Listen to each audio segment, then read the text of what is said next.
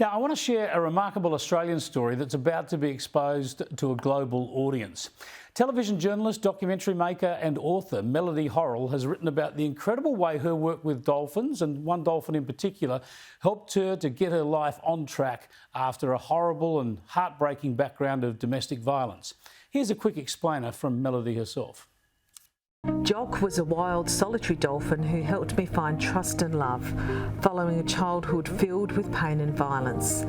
My book, A Dolphin Called Jock, is a very personal account of being transformed through meeting this remarkable, disfigured, solitary dolphin. Now, Melody's book, A Dolphin Called Jock, is now being published in America, the UK and Canada under the title The Dolphin Who Saved Me. And it includes an endorsement from Jane Goodall, the famous primatologist who's known for her work with chimpanzees. Melody Horrell joins me now live from Melbourne. Good to talk to you again, Melody.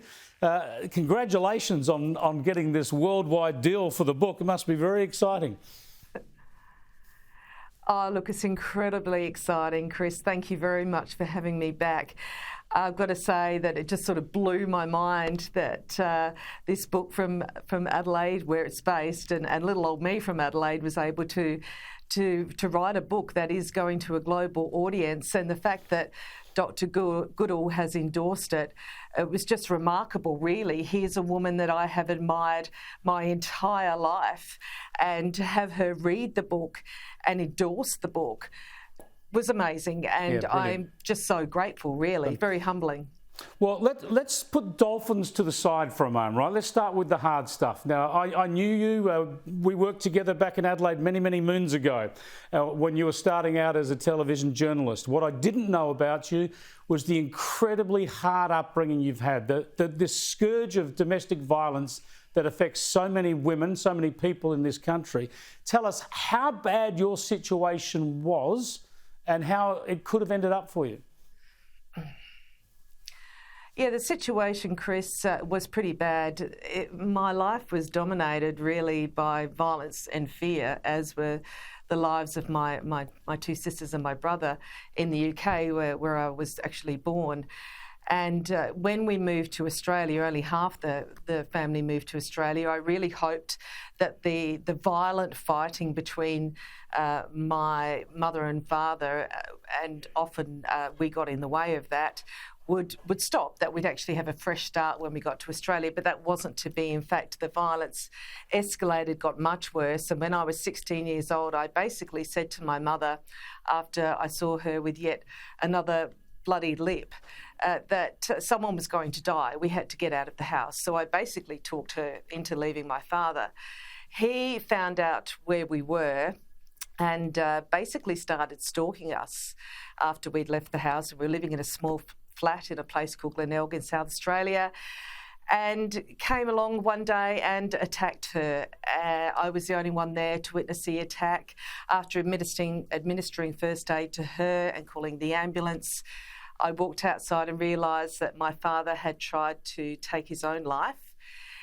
Both of them survived, and my father was charged. He went to jail. And for attacking my mother, I testified against my father to help put him in jail for that attack. And shortly after he was released from jail, he ended up taking his own life. So it was pretty horrific for all of us involved. And it was a time in my life that was pretty dark.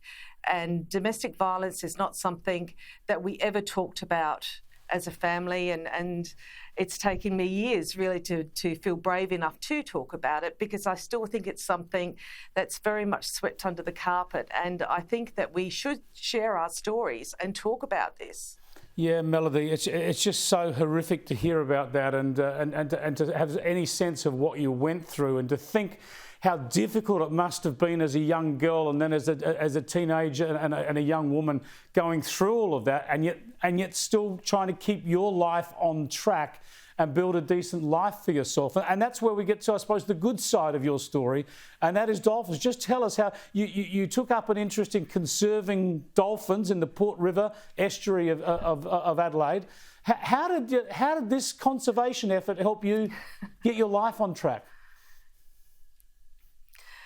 Oh, well, to cut a very long story short, and you can read it, of course, all in the book, Chris, I ended up being a research assistant on a program at university. I went back and completed my education, did my year 12, got into university and became a volunteer on a dolphin program where I met a remarkable dolphin by the name of Jock. And this dolphin was a solitary dolphin with a badly disfigured dorsal fin for being wrapped up in fishing line and nets most of his life. He didn't interact with the other dolphins, which is really unusual for dolphins. They're very sociable creatures.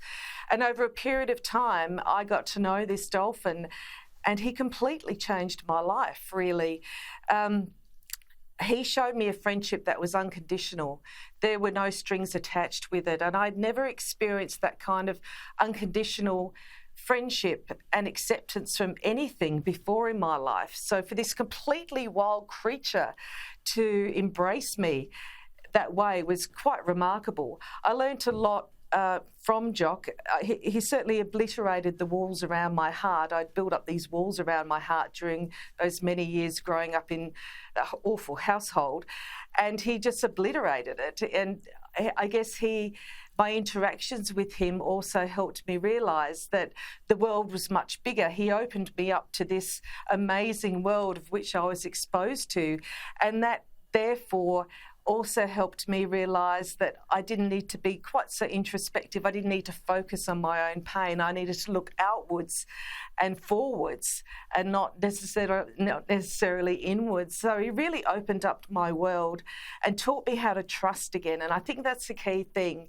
This dolphin, who had been so badly injured by human beings, trusted me. And that taught me a lot about trust and entering his world and his environment, and him allowing me to do that. So that relationship with that wild dolphin really changed me and really opened me up and set me on a path that I would never have found if I hadn't met Jock and the other dolphins in the Port River. I have a deep a lot of gratitude for those dolphins and the way they changed my life. It was Melody, it's a fantastic story. You've lived a fascinating life through all of this. I can see how emotional you are about talking about those dolphins now. Congratulations on the global deal with the book. I've got a feeling you're going to be telling that story to people all around the world, and I love hearing it. Thanks so much for joining us. Thank you, Chris. Melody Horrell there, live from Melbourne.